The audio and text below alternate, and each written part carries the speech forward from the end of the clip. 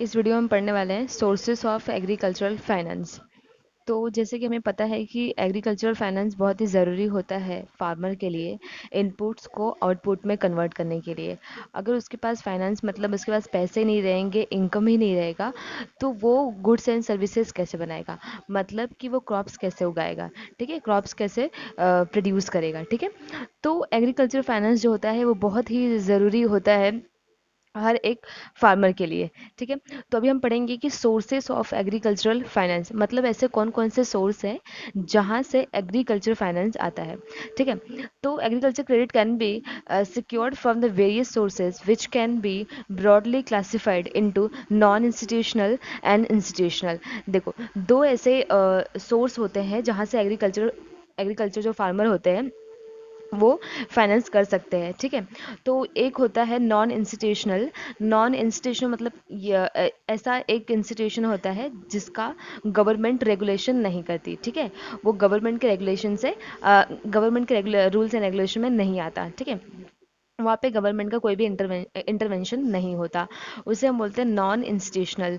और इंस्टीट्यूशनल क्या होता है? ऐसा इंस्टीट्यूशन जो गवर्नमेंट ऑर्गेनाइज करती है, जो गवर्नमेंट के रूल्स एंड रेगुलेशन के अंडर होता है, ठीक है।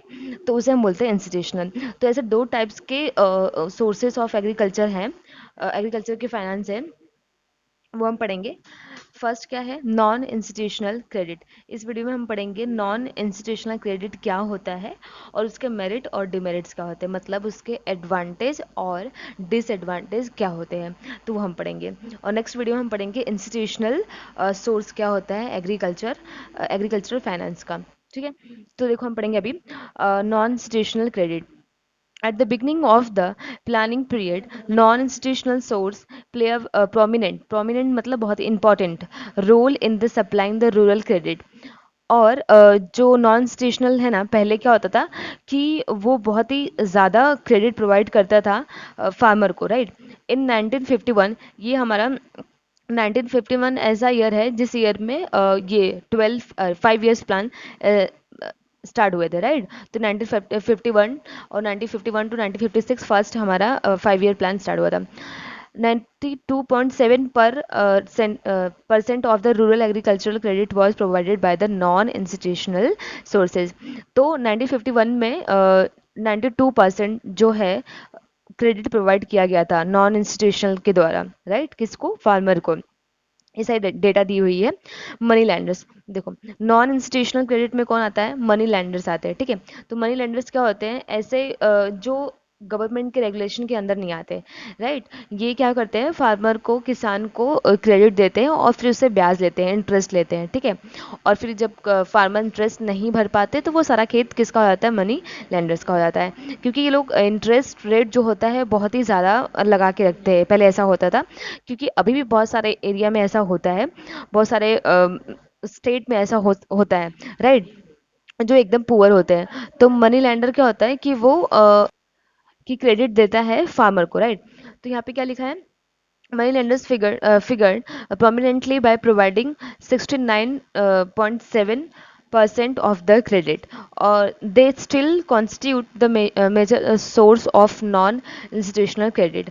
अब जो अभी तक है मनी लेंडर्स जो है ऐसा सोर्स है एग्रीकल्चरल फाइनेंस का, और वो कितना प्रोवाइड किया था?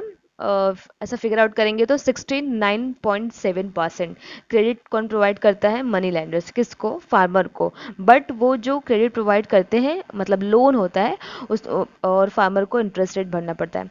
The second important role was of relative and friend living, and the third place to traders, ठीक है। देखो, नॉन इंस्टीट्यूशनल क्रेडिट में क्या आता है? मनी लैंडर्स आ जाते हैं, फ्रेंड्स आ जाते हैं, या फिर दूसरे फार्मर आ जाते हैं, एक दूसरे की हेल्प करते हैं, ठीक है।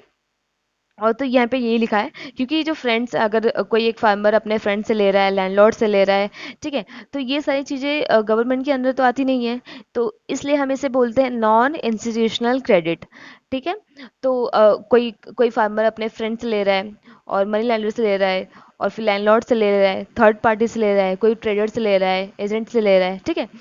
At the present, the share of the non-institutional finance is reduced to about 20%। अब अबाउट मतलब अब क्या हो गया है कि जो नॉन इंस्टीट्यूशनल का फाइनेंस है ना वो कम हो गया है, क्योंकि होता क्या था, नॉन इंस्टीट्यूशंस के जो भी नॉन इंस्टीट्यूशन जो भी फाइनेंस देती थी, क्रेडिट देती थी फार्मर को, उसकी वजह से फार्मर का बहुत एक्सप्लोटेशन होता था, क्योंकि वो लोग इंटरेस्ट रेट बहुत ज़्यादा लगाते थे। ठीक है, तो इसलिए ये सारी चीज़ें क्या, क्योंकि उनका वो लोग अपना बेनिफिट देखते थे, मनी लैंडर्स और लैंडलॉर्ड्स वगैरह, तो बहुत ज़्यादा प्रॉब्लम हो जाती थी। तो अभी ये कम हुआ है। Small and the marginal farmer however depend on them up to 40% of their credit. और जो स्मॉल और मार्जिनल फार्मर, जैसे कि मैंने बोला, जो पुअर फार्मर हैं, और अभी अभी तक वो डिपेंड रहते हैं मनी लेंडर्स पे ही, right. After the nationalization of the major commercial bank, subsequently with the lead bank scheme and the establishment of the National Bank of the Agriculture and the Rural Development NABARD। NABARD तो हम सबने सुना होगा। NABARD एक ऐसा institute है जो credit provide करता है एग्रीकल्चर को। ठीक है, तो ये सब आने की वजह से देखो, with the more new and innovative schemes the non institution credit has decrease significantly. ठीक है, पहले क्या होता था 1951 टू 1956 69, तब क्या होता था पहले कि जो फार्मर है वो सबसे ज़्यादा क्रेडिट कहाँ से लेते थे, नॉन इंस्टीट्यूशनल से ही लेते थे। ठीक है, क्योंकि ऐसी कोई स्कीम ही नहीं थी कि जो गवर्नमेंट प्रोवाइड कर सके, राइट। तो बट अब नाबार्ड जो हमारी गवर्नमेंट रेगुलेट करती है, तो नाबार्ड वगैरह के आने की वजह से वो जो नॉन इंस्टीट्यूशनल क्रेडिट है वो क्या हो गया, अभी कम हो गया है। ठीक है, अभी हम पढ़ेंगे कि इसके मेरिट्स क्या है और डीमेरिट्स क्या है। ठीक है, मेरिट मतलब एडवांटेज क्या है नॉन इंस्टीट्यूशनल क्रेडिट का। अब फार्मर के लिए कैसे एडवांटेज रहेंगे वो हम पढ़ेंगे। It is easy to obtain loan as the lenders and the borrowers are known to each other। ठीक है, फर्स्ट मेरिट क्या हो जाता है कि इसमें ये बहुत इजी हो जाता है लेने के लिए। क्यों? क्योंकि इसमें जो लेंडर है, जो दे रहा है लोन वो, और जो ले रहा है वो, जो बोरो कर रहा है, ये दोनों एक दूसरे को क्या होते हैं, जानते हैं। ठीक है, फार्मर मनी लैंडर्स को जानता है, लैंडलॉर्ड्स को डालता है। ठीक है, आमने सामने कांटेक्ट होता है। ठीक है, और वो लोग क्या करते हैं, लोन लेते हैं। ठीक है, तो ये बोला गया है कि ये इजी है, क्योंकि हम जल्दी से ले सकते हैं, कोई भी पेपर वर्क नहीं होगा, बैंक के चक्कर नहीं लगाने पड़ेंगे, राइट। तो ये इजी है, फर्स्ट मेरिट है। सेकंड पॉइंट है सिंपल प्रोसीजर्स। देखो सेकंड क्या है पॉइंट, ये सिंपल प्रोसीजर है, क्योंकि नॉन इंस्टीट्यूशनल है तो कोई भी रेगुलेशन नहीं होगा, रूल नहीं होगा, तो सिंपल प्रोसीजर है, कोई पेपर वर्क नहीं है, राइट, कोई भी डॉक्यूमेंट सबमिट नहीं करना है, तो सिंपल प्रोसीजर है। Are followed while giving the loan, very often it is only on the oral guarantee. ठीक है, हाँ, ये क्या है, ओरल गारंटी मतलब कोई भी पेपर वर्क नहीं है, मतलब बोल के, एक दूसरे से बोल के वो लोग क्या करते हैं, लोन ले लेते हैं। However when the amount is comparatively large a written guarantee is obtained. ठीक है, और बोला गया है कि फिर भी, मतलब कि ओरल तो होता है बट फिर भी अगर अमाउंट जो ले रहा है लोन में फार्मर वो बहुत ज़्यादा रहेंगे, तो वो लोग रिटर्न देते हैं। ठीक है, लिख के देते हैं। ओके, तो सिंपल प्रोसीजर है। थर्ड मेरिट क्या है, इजी एक्सेस। देखो इजी एक्सेस मतलब क्या होता है कि मतलब, हाँ, मतलब आराम से वो लोग यू पैसे क्या कर सकते हैं, यूज़ कर सकते हैं, बहुत ही सिंपल है। Easy access and no formal timings to approach the money lenders, traders और द लैंडलॉर्ड्स। ठीक है, कोई भी टाइमिंग फिक्स नहीं होती कि इस टाइम पे हम लोग मनी लैंडर के पास जाएंगे तो हमें पैसे मिलेंगे, तो हम उसको यूज़ कर सकते हैं, राइट, ऐसा कुछ नहीं है, no formal. During an emergency even at the midnight borrower could obtain the loans. ठीक है, अब अगर कोई इमरजेंसी हो गई तो बोरोवर मतलब रात रात के 12 बजे भी जाके वो क्या कर सकता है, लोन ले सकता है मनी लैंडर्स और ट्रेडर्स से, राइट। बट अगर ये इंस्टीट्यूशनल होता तो ऐसा तो नहीं होता ना, हम 12 बजे रात को जाके एजेंट्स वगैरह से बैंक से लोन तुरंत तो नहीं ले सकते थे। ठीक है, तो ईजी एक्सेस है, मतलब ये फार्मर के लिए बहुत ज़्यादा ईजी है कि वो जाके पैसे ले सकता है। अभी फोर्थ क्या है, नो रिस्ट्रिक्शन।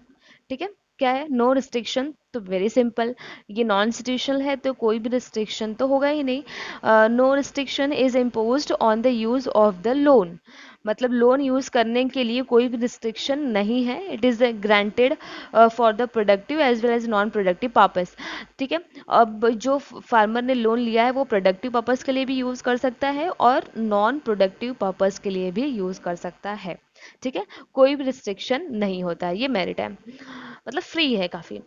फिफ्थ क्या है, consumption loan are also available from the money lenders and the others. ठीक है, अभी इसमें क्या है, कंजम्पशन लोन मतलब क्या, कि फार्मर अपने खुद के खर्चे के लिए भी लोन ले सकता है मनी लैंडर से, वो भी अवेलेबल है। money required for the marriage and the other social celebration and even for the death ceremonies is available without much delay। ठीक है, देखो कोई भी डिले मतलब जैसे कि इंस्टीट्यूशनल रहेगा, अगर बैंक वगैरह के काम है तो डॉक्यूमेंट सबमिट करना पड़ता है, फिर काफ़ी प्रोसीजर होते हैं जिसकी वजह से थोड़ा लेट हो जाता है या फिर कैंसिल भी हो जाते हैं, ठीक है, लोन देना। बट यहाँ पे ऐसा कुछ भी नहीं है। फार्मर अगर शादी है उसके लिए भी लोन ले सकता है, पैसे ले सकता है, या फिर सोशल कोई सेलिब्रेशन है तो इसके लिए भी पैसे ले सकता है, डेथ सेरेमनी है तो उसके लिए भी पैसे ले सकता है, ठीक है, without much delay।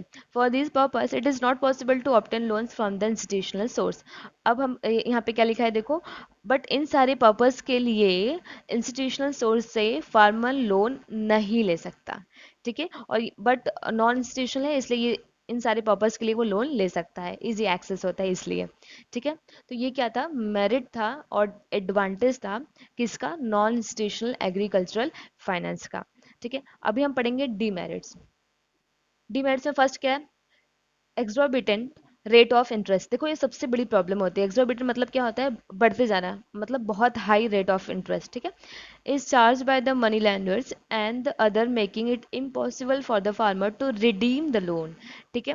Redeem the loan मतलब लोन से छुटकारा पाना, राइट। रिडीम द लोन मतलब क्या, लोन से छुटकारा पाना, ठीक है, मतलब लोन पे ऑफ कर देना प्रिंसिपल प्लस इंटरेस्ट अमाउंट के साथ, फिर उससे छुटकारा पाना।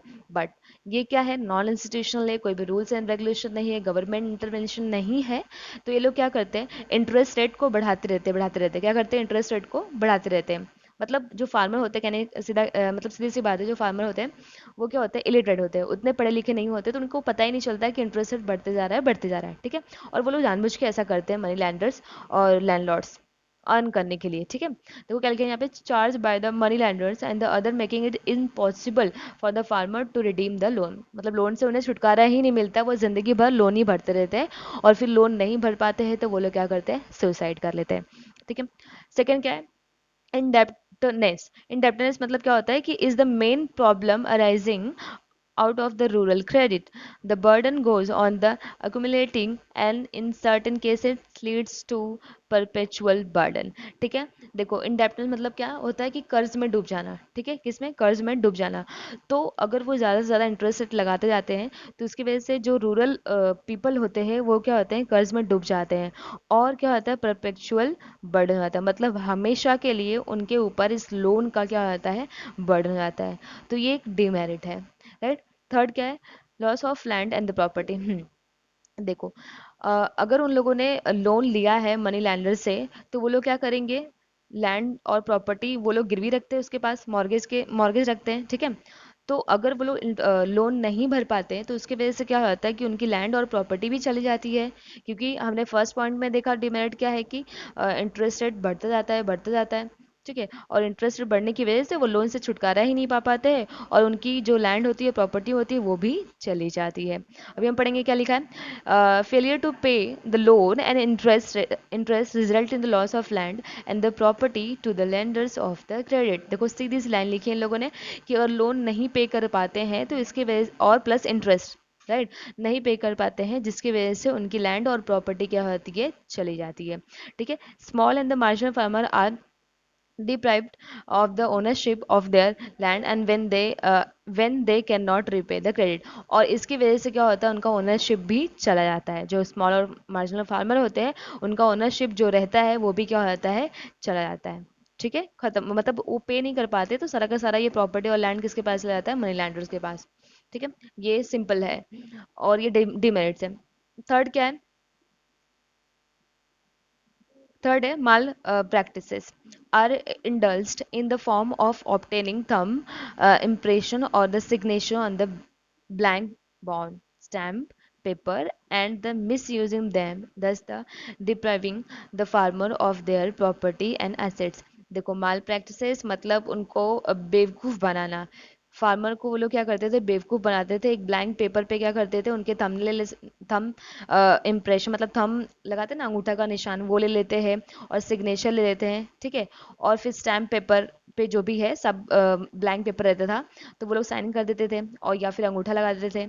तो उस ब्लैंक पेपर में ये लोग क्या करते थे, कुछ भी अपना जो भी इंटरेस्ट रेट है इतना लिया, हमने एक्सेप्ट किया। अब फार्मर को तो उतना नॉलेज होता नहीं था, और ये सारी जो टर्म्स एंड कंडीशन है कौन लिखता था, मनी लैंडर्स। ठीक है, और इस तरह वो लोग क्या करते थे, पूरी की पूरी प्रॉपर्टी अपने नाम करा लेते थे, प्लस लैंड पे। तो मतलब क्या होता था कि फार्मर के ही लैंड, फार्मर के ही प्रॉपर्टी, और वो लोग उसी में खुद काम करते थे, और सरवाइव करना मुश्किल होता था। मतलब खुद की खेत में काम करना, खुद खाने के लिए ना पाना। ठीक है, ऐसी सिचुएशन हो गई थी, होती थी, राइट। ठीक है, दस depriving the farmer of their property and assets.